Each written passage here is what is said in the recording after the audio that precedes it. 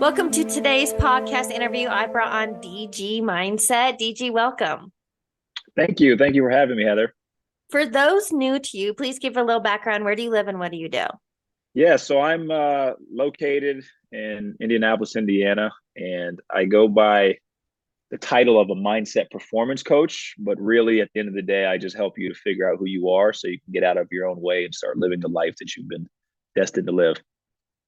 And I have to share, we already know this because we had our pre-call, but I came across you on Instagram. I think it was somebody else shared your reel. But what I love, it seems like it's your tagline, your slogan, but Yeah, that life is mental. And yeah. if your big message is figure out who you are, what does that even mean? Yeah, so people think life is happening on this physical plane, but it's not. It's actually happening on the mental plane. If you think about everything that you love, where you love to go, what you love to eat, it is based upon your perspective of it. And that's happening within your mind. That's on the mental plane. So I know for me, life changed drastically when I realized that nothing in the physical world is actually what I'm experiencing. I'm experiencing my mental perspective of the situation. And I realized, like, wow, my life is actually mental. And this is kind of where I came up with the tagline. And now I've said, as long as I'm here, I'm trying to get people to realize, like, if you can work on yourself and understand who you are, it's going to help your mental qualities and mental attributes to be more refined so you can start creating your life. I think there's so many rabbit holes we could go down. But on that note, something that I've heard of, I'd say in the last year, the easiest way I've truly understood this is that life is a mirror. I'm not religious. I don't have a religious background, but I know the Bible says, as within, so without. And Yeah. what you're Yeah. sharing there, the perspective, how important another way I've heard it said is perspective. Wait, projection is I'm messing that up, but do you know what I mean? Yeah. Like, Yeah. So your reality is actually just a projection of your perspective. or Yeah. another Yeah. way, and I don't know who, I can't quote the author, but that life is a movie. Like this is all a script. We, the Yeah. individual, is the writer, producer, author, actor in our movie. And even the idea of that is like you can rewrite the script, the scene anytime you choose. Yeah. Yeah. Uh, a lot of people don't realize that, like, the analogy of the mirror. When you smile at a mirror, the mirror has no choice but to smile back at you. Yeah.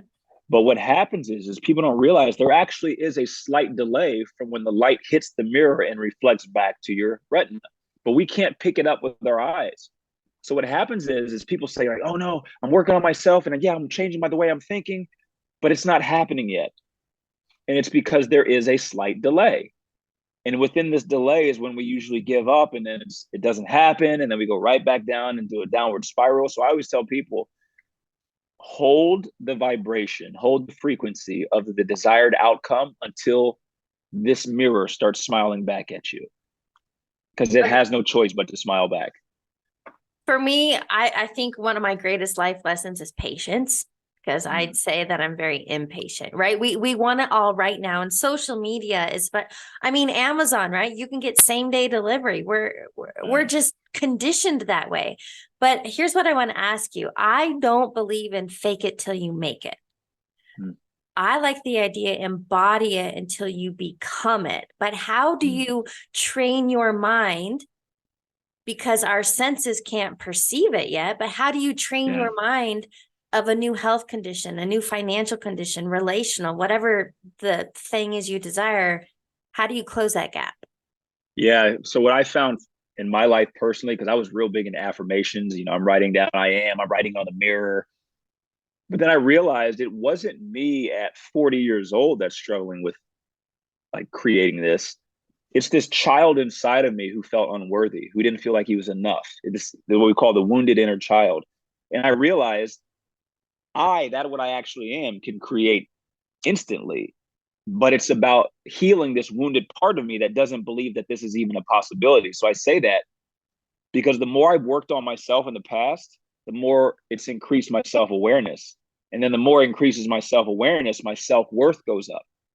And your self worth, you'll never outperform your self worth. You will always, your life will mirror whatever you think you're worthy of. So to make it simple for myself, instead of trying to trick myself into thinking I was that, I just removed the things that kept me from believing I was already that. And it's made it so much easier. Okay, so I think of those as our blocks, right? Our limiting Right. beliefs. I love how Dr. Bruce Lipton says our life is a printout of our subconscious programming. Right. So if you want to uncover any blocks or limiting beliefs, if your bank account, your bank account is a direct reflection of self-worth, right? Right. Yeah. Okay, so if awareness is step number one in creating change, if you start becoming aware of the limiting beliefs, lack of self-worth, insecurity, imposter, whatever, Right. what do you do once you become aware? So the things that are holding you back, they're only holding you back most of the time because you're unaware of them. Once you shine the flashlight of awareness on this dark spot, the darkness cannot exist to the level that it did. So the next part of it is I always tell people like this, you physically may change, but energetically, like these parts of you still exist. I still have a 10-year-old boy inside of me, a 9-year-old, an 8-year-old with these wounds. So something that's helped me immensely is writing letters and telling that child what it needed to hear. Mm. So like even when I do affirmations now, I don't say I am anymore. I stop saying I am. I say you are, because it was the little boy who didn't believe that he was worthy, he was capable, he was enough. So I'm telling him at 40, you are enough, you are capable. And the reality of it is, if you think about it, like you're the only person who knows what this child needs. So therefore, your voice is the only voice that's going to resonate at a frequency it can receive it. And it has, I mean, for me, I'm still on a journey. We're all on a journey, but it's drastically changed my life. Yeah. Okay, so I'd love for you to share as much as you'd wish, but Sure. something I always ask podcast guests is like, I feel most of us have that experience, something that changed the trajectory of our life. What was yours? What got you on this path to doing this work and teaching this? Yeah. So my background is in sports and basketball. I played 8 years for the Globetrotters, traveled all around the world. Got to do a lot of cool stuff, going to Good Morning America, Today Show, Are You Smarter Than a Fifth Grader? Which, by the way, I was not smarter than a fifth grader. So, but I got done with that and I was like, okay, what do I do next? I started with 2 kids at a park teaching them how to play basketball. A year later, I had over 350 clients, ranging from high school players, WNBA and NBA players, and I wanted to still grow it, but I didn't feel fulfilled. Well, a guy approached me and we went into business together about developing a facility. And I ended up moving down to Naples, Florida with my family from Indiana. And 3 months in, everything went to hell in a handbasket. And now, before I know it, this guy's stolen cars from us. He's stolen money. He's ruined our credit. I'm stranded. And my biggest fear growing up was, what if I can't provide for my family? Mm. And now here I was. And we ended up moving back to Indiana exactly 365 days later.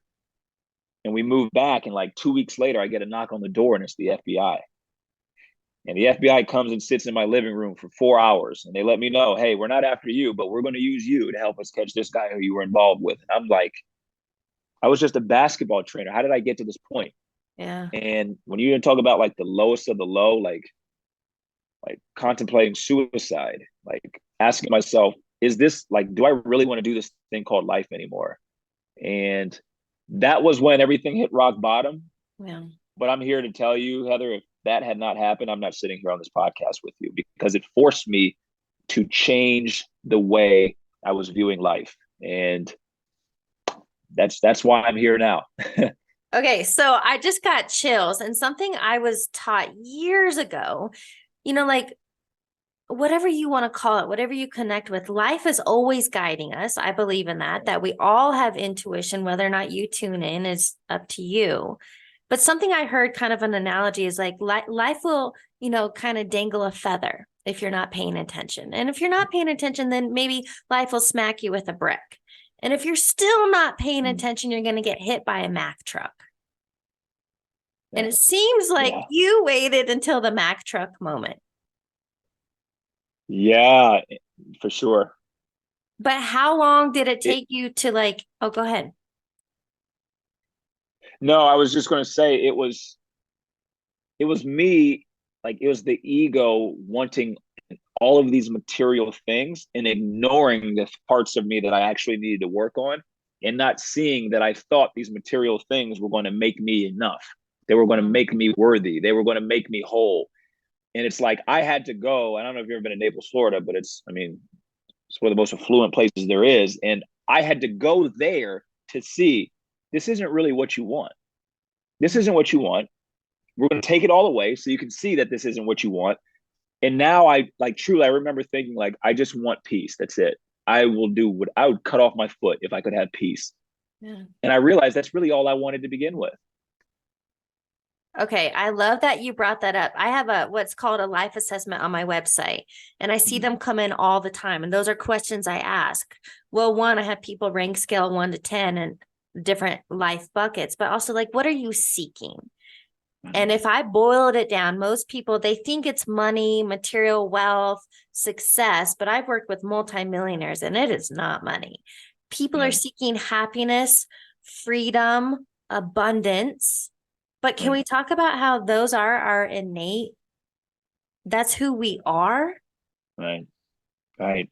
That is your divine nature. You really only, I think in the Bible they refer to it as the fruits of the spirit: peace, love, kindness, joy. These are your natural attributes. This is why we love babies, because babies haven't developed an ego, so they're not peace, love, and joy, right? So everything in the physical world, and this kind of goes into manifestation, like when people understand all these physical things you want to manifest, it's not about the physical thing. It was about the energy or the emotion that physical thing gave you permission to feel. So when I realized this, I stopped trying to grow my business. I've stopped trying to make more money. I stopped trying to like do any of that stuff. And now I just focus on what energy do I believe that's going to produce within me. And now I focus on only producing that energy. So if we think money's going to give us security, you really don't want security. You wanted the peace that came from knowing that you were secure. So peace is what you actually are. And when people realize that these three major energies of peace, love, and joy, this is what everything physically will be tied to energetically. So you're saying, I feel like, especially in the Western world, the mentality is hustle and grind, work harder. You got to struggle and make shit happen. No pain, no gain. Sure. Yeah. So if that's our subconscious programming, but we're telling people it's actually like all the opposite of that, how would someone even get started? Yeah, I think probably the best way to look at it is instead of thinking you had to grind, it was more about you aligning, right? So, like, when you understand how energy works, energy will always follow the path of least resistance. This is why we see water flowing down a waterfall instead of going up the mountain. The same goes for us. Every time that you're grinding, that means you're not in harmonious flow with this universe's energy. You are actually going against the current. When you are in alignment, it's going to be in your heart center. So this is why when people say, how do I find my purpose? I'm like, you're never going to find your purpose looking for your purpose. You will find your purpose going after your passion. Your passion is what energetically puts you in alignment, and then your purpose will literally just flow to you. Okay, let's talk. I love this stuff. So quantum physics, Tesla said it. If you want to know the secrets of the universe, think in terms of energy, frequency, vibration. So let's talk about the energetics of this thing called 3D. Yeah. And what you're saying is when you align with, when you are vibrating on that same frequency, it comes to you, right? Yeah. Okay. Yeah. So okay, I'm gonna go kind of deep here. So when you understand this third dimension of space and time and space are interwoven together. The more mass an object has, the more dense it is. It creates essentially like a gravity well in space and time. This is why all the planets revolve around the sun, because the sun is the most dense object within our solar system. So think of it like if you put a bowling ball on a towel and someone was holding each corner, it would create a gravity well, and then anything else would get sucked towards it. Well, you and I and everyone else are creating gravity wells in space and time with our hearts. So your heart is the magnetic field that is collapsing space and time. So, which is why you were always only supposed to follow your heart. And that's why people don't realize, like, why is it when we do something and we're having fun, time flies? Well, time flies when you're having fun because your heart is fully in it, which creates a gravity well and collapses space and time. So I always tell people, like, if you want to create your reality, and I put in air quotes, quicker, it's about making sure that your heart is in alignment with it, meaning there's a passion, there's a love for it, that you don't care if you get paid for it. You don't care if it gets you more followers.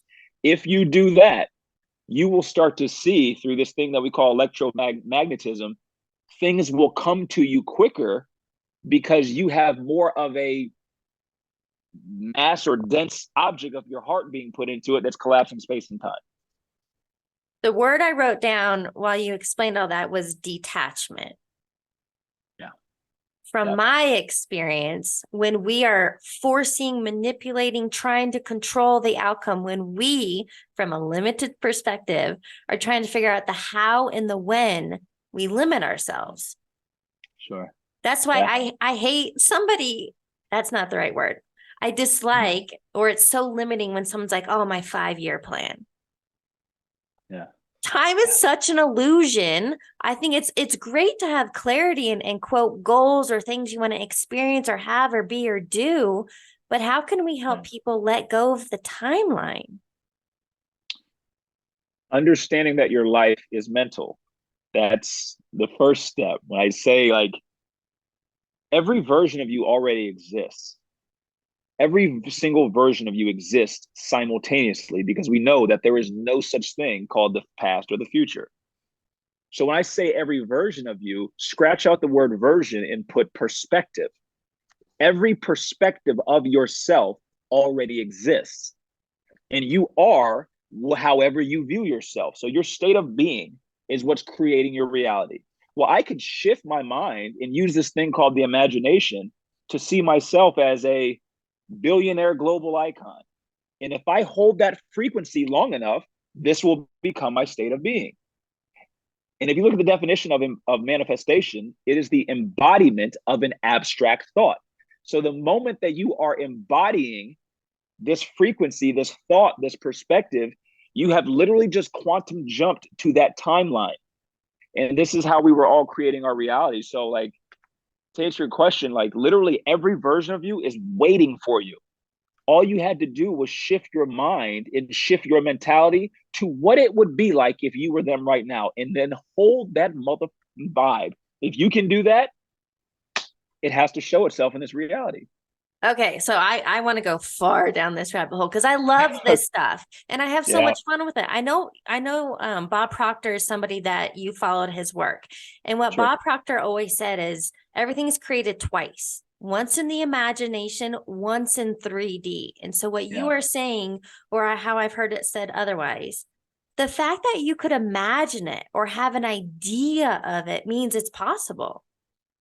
Right? Absolutely. It's already, so if I, and it's not that I want to be a billionaire, but let's say I want to be a billionaire. Number one, Sarah Blakely, I think she's so fun, founder of Spanx. She is evidence that it's possible.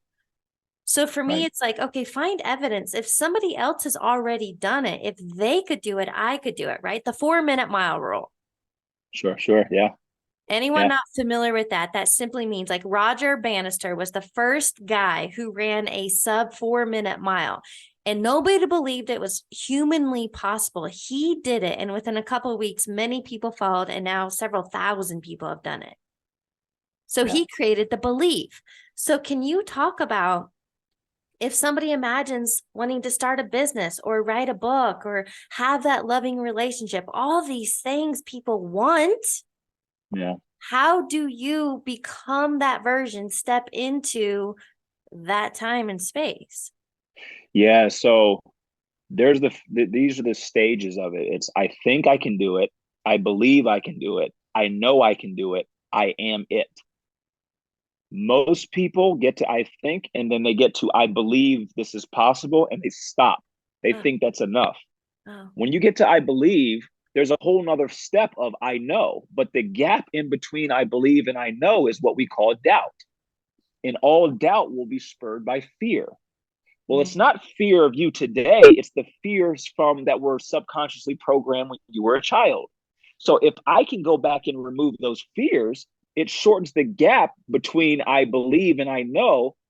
And then once you get close enough, you can make the leap and say, F it, I'm just going to act like I know already, that I'm Yeah. already it. And Yeah. it makes it easier. So people don't realize, and we don't get taught this in the Western world, these 6 higher faculties of our mind, and one of them is the imagination. The imagination was the thing that could not be contained. There was literally no limits to it. So when people say like, oh, like it's not even realistic or is this possible? Every and anything is possible within your imagination. I love the quote. I already told you this, but I'm a walking quote book. And I love the quote: the sky is not the limit. Your belief No. system is. Yeah. Yep. Okay, so we're in the work, we're doing this, I'm fully immersed in it. But for those who are maybe unfamiliar with, maybe they know the terms autopilot or going through life's motions. Can we Yeah. talk a bit about the subconscious mind and why it's important to understand what that is and how to rewire? Yeah. So your subconscious mind essentially is like the tape recorder that's been recording your whole life, but was really doing its job between the ages of 0 and 7, 0 and 8. So now you're 8, 9, 10, 11, 33 years old, and this thing that had been recording when you were young and that you were unaware of that it was recording, it's just playing things back now. So your beliefs, your values, um, how you deal with situations, the patterns, this is your subconscious program. But if you hear the word subconscious, that means it's below your awareness. You're not aware of it. So I always tell people, I started this journey. I didn't even know what I was doing. I would go sit out in the woods and just write down all of my fears and all of my insecurities. And by doing this, I was becoming aware of subconscious programs that were below the surface because all of your fears are usually 99.9%, they're inherited. So fear of not having enough money, fear of not being pretty, or fear, whatever your fears are, they're probably put on you by your parents or someone else who's raised you. So becoming aware of the fears and insecurities, this essentially is the darkness in your life that was dimming down the light that you naturally are. So if I can get rid of that and become aware of it, I'm already set up to win. We all are. We're already like, if you look at our true nature, you're already designed to win. It was all of this crap that we had attached to ourselves through being subconsciously programmed. And I always tell people it's not just your childhood. We all have subconscious programs that are constantly being ingrained based on the level of influence or impact that it has on us emotionally in life. So it didn't have to be when you were a child. Okay, I'm so glad you just highlighted that because what came to mind is I'm sitting here thinking a lot of people get stuck in the past, Right. especially when it comes to dating and relationships. You're replaying your traumas, your hurts, carrying. We've all heard the term emotional baggage. Sure. So people are carrying with them the emotional baggage of the past, wanting the future to be different, Right. and it can't, right? Until you Right. let go. Yeah. Yeah. How do you let go? I know for me, what's helped immensely is forgiveness. Mm. Right. And forgiveness, the way I process forgiveness as acceptance. This may not be what I wanted it to be, but this is what it is. In the moment that I can accept that this is what it is, instead of wishing for it to be something different, the process of letting go can start. And I look at, for the longest, I was sitting here beating myself up. Well, this happened, and this was my business partner. My wife has to go back to work, and all this stuff. It's my fault. And I was denying what everything was. The moment that I said, like, you know what, this isn't what I wanted, but this is what it is, and I have to try and figure out, make the most of it.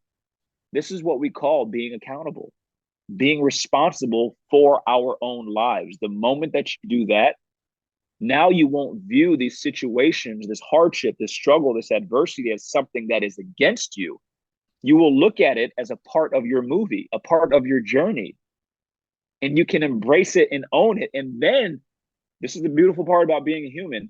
We can transmute the energy and turn it into something positive by asking ourselves, what is this teaching me? What did I learn about myself through this? What would I do differently if I could go back knowing what I know now?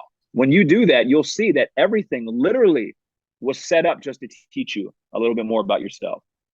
Okay, something you just that word you used, transmute. I actually had this necklace made. It says alchemist. Yeah, That again for me has been a breadcrumb. I kept seeing signs everywhere, and I love that book, The Alchemist. That's a good book. But sure. what you're saying is, for me, it's like it's a perspective shift. Mhm. And two quotes that came to mind. Are you familiar with Kyle Cease? Yes, yeah, I love his book. Is it Illusion of Money? Yes. So Yeah. for those aren't familiar with Kyle, he former Hollywood guy, comedian. I think of him as like a cross between Jim Carrey and Eckhart Tolle. Yeah, Like that that's a good. that's who Kyle has stepped into. But what Kyle uses the phrase, and I have it written on my bulletin board, is, and I love this. So maybe you just hit rock bottom. Okay, and I love this. I don't have all the money I want, and I love that. Mm, Like I think it is that acceptance, the loving where you are in order to go where do you want to be, right? yeah. You understand how the ego works. The ego thrives off of resistance. It doesn't want acceptance. Yeah. So, like, I always say to myself, okay, now what? Okay, this happened, and now what? Well, I just lost my family. Okay, now what? And it's essentially my way of accepting that this is what it is. And it's kept me from going down this proverbial downward spiral and being able to stop the swing of the pendulum and neutralize it and get it to start swinging back the other way. Okay. Let's talk about the pendulum because actually that's something I'm going over with the coaching client tomorrow. Okay. But a pendulum, for those who aren't familiar with it, we're humans, right? So we have this spectrum of emotions. We have the highs, we have the lows. But can you explain what a pendulum is and how to like maybe get your mind around it before it goes too high or hits that too? How do you kind of keep it more in a soft way? Yeah. So if we look at this, the seven universal laws, the fourth is the law of rhythm. Sorry, the fifth is the law of rhythm. And it's swinging back and forth and swinging back and forth. This pendulum is essentially the cosmic pendulum where situations will happen, but how far the pendulum swings to one side is based on your perspective. So let's just say one side is negative, one side is positive. If, I lose my job and I'm looking at this as the worst thing and I hate my boss and I hated working there, it's going to cause the pendulum to keep swinging towards the negative polarity. But the moment I look at it and say, hey, what would I do differently? What did I learn about myself through this situation? Who do I need to forgive? Now we've just neutralized the swing of the pendulum and we can get it to start swinging back the other way. And I always tell people when you understand these laws, especially this one, however far the pendulum swings to one side, it has to swing just as far back to the other. So this is, I think Buddhism does a good job of referring to it as the middle way. But like my son asked me, he's like, Dad, how come you don't get excited about stuff? It's not that I don't get excited, but I know however far my pendulum swings to the positive side, if I'm that extreme with my perspective and my emotions, it's going to swing just as far when that thing is taken away that produced it. So I like to keep my pendulum just nice and steady, not too far to the left, not too far to the right, and try to neutralize it as much as I can. On that note, I'm curious, do you have any daily rituals or practices that keeps you, you're human, right? So I'm sure Sure, you fall off course. I'm sure you have sure. off days or off moments. What are you doing to reel it in, to forward focus, to keep going? Yeah. So every morning, before I get up out of bed or before I start my day, I'm meditating.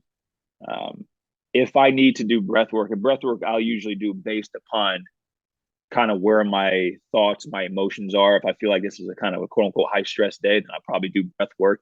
But then I'll also journal. And when I say journal, like I have one journal that has like prompts, but then I have another journal that's just blank pages. And I will do an internal audit and I will write down everything that I'm thinking, everything that I'm feeling. And it's not about what I'm thinking or feeling, but more importantly, it's me being aware of what I'm thinking and I'm feeling. So then over time, I start to develop an internal awareness of what's going on. So now instead of something being, oh, this is the worst thing, I'm aware that I'm perceiving it this way in the moment instead of 2 hours later, not wondering why, like, why am I in a bad mood? What's bothering me? So meditation, journaling, I take 15 minutes minimum every single day in the morning too. Outside of journaling, outside of meditation, once I'm done with that, I'm quiet.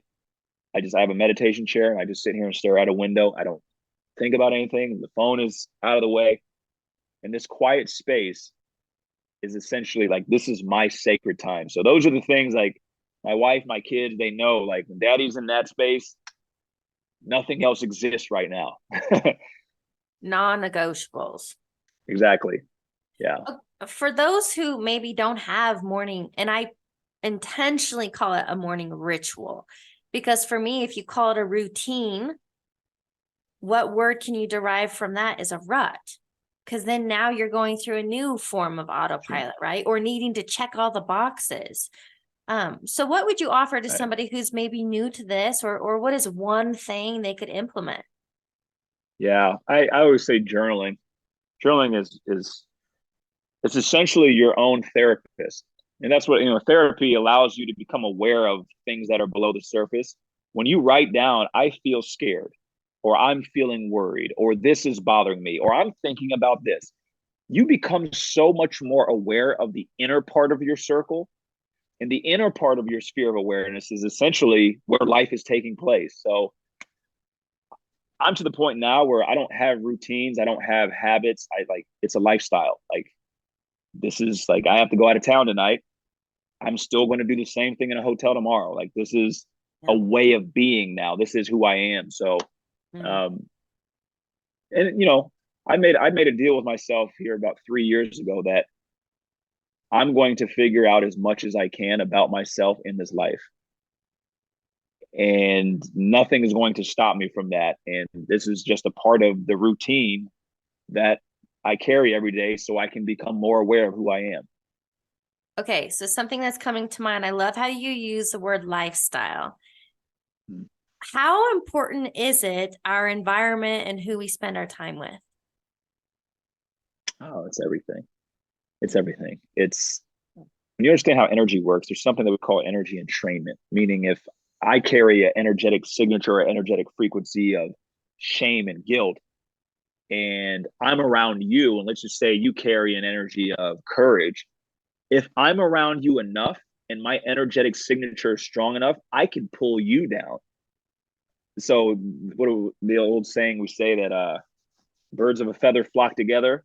When you understand that frequencies matter, like if I'm around a bunch of people who are bad mouthing, they're gossiping, they're negative, they're pessimistic, if I'm around them long enough, these things called mirror neurons within our brain, I will start to mirror their behavior. And now, guess what? I have unconsciously just sunk myself into a lower energetic frequency. So I'm a solitary creature anyway, but that's one thing I will not negotiate. Like if your energy's off, I'm out of here. Yeah, your vibe attracts your tribe. But here's what I've heard from people. Literally, I had this conversation with a friend last week. So he's 47 on his own personal development journey, learning a lot. And he brought up the fact that, I probably need to surround myself with new people. But here's the thing, especially at 47, he's had these friends from childhood or for decades. And so a lot of people, we're talking about the comfort zone here, a lot of people are afraid to leave the known to step into the unknown, even though the unknown is what they desire. Yeah. What do you do? That comes down to I always ask myself, what is it truly that I'm afraid of? Well, what are they going to think about me? We've been friends our whole life. Oh, so it's really not about you being friends. You're just worried about not having their approval. Mm, Why am I so concerned with having their approval? Hmm. That's because I have not validated myself enough and they were the placeholder. So this is where I tell people once you validate and approve of yourself, now you won't need someone else to do it for you.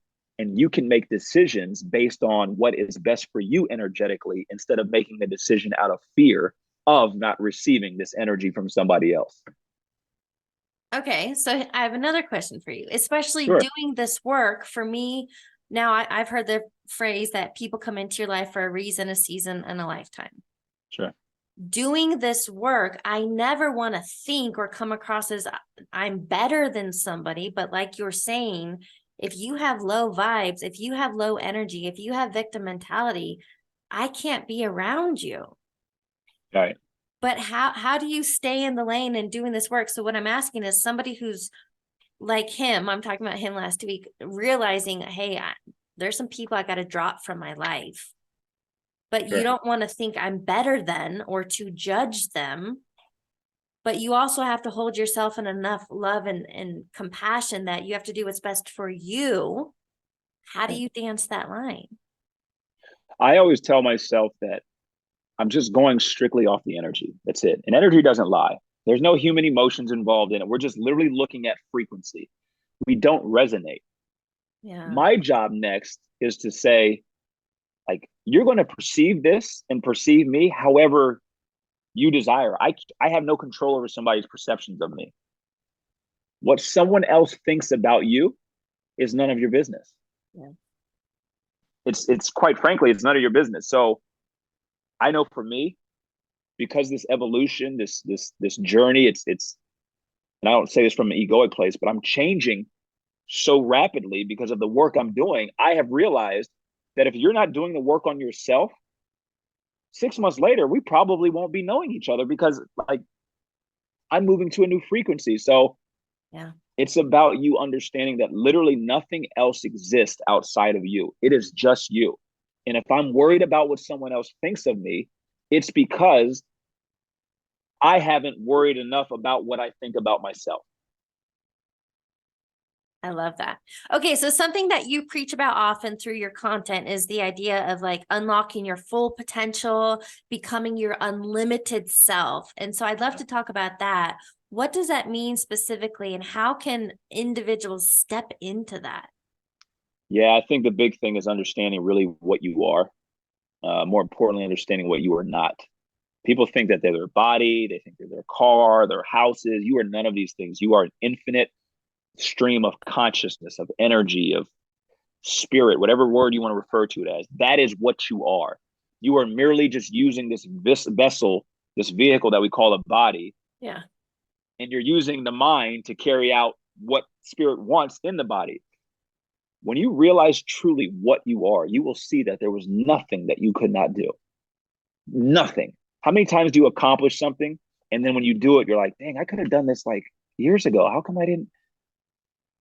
It was because you have just unlocked parts of yourself that had always been there. They've Yeah. always been there. You Yeah. just were unaware of them. So that's why I tell people, like, if you want to make more money, increase your self-worth. Well, if you want to increase your self-worth, increase your self-awareness. If you want to increase your self-awareness, go back and remove the blockages that kept you from being able to see it.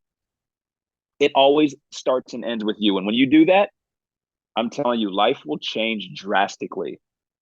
Way to boil that down. That was good. What I wrote down, what you're talking about is identity and persona. And that's what, right? So people have identified with all these limitations, Yeah, female, male, race, religion, all these things, which we are not. right. We're infinite beings. I love the idea that we are spirit, God, source in this body. And Yeah. what do you offer to get in the mindset of like seeing this gift that we are, the persona, the body? My cousin calls it a meat suit. Yeah, Like seeing this meat suit for what it is, being grateful that you have the vehicle to get around Earth, but then how do you unleash yeah. infinite? It, think about what was because you are infinite by nature, but you're in a finite existence. So meaning I have an imagination that can be anything, but I have these beliefs that limit it. Yeah. So it's about me reconciling and removing the limited beliefs. And if I can remove the limited beliefs, now my infinite nature can shine through. That's what I'm saying. Like we are literally set up to win. We just had to remove the crap that kept us from seeing everything that already existed in us. Okay, I'm very visual, and this is just came to mind. I don't know if you did this morning, but recently, that the image that just came to mind was we're all stuck a caterpillar in the cocoon, and we think we're just a caterpillar in this dark space limited to this whatever. But the Yeah. truth is we are a butterfly already free, and that's who we are. Right. So if they could just one thing they could start today to break free of this cocoon. Yeah. I always say to myself, I don't know how, but it's always working itself out.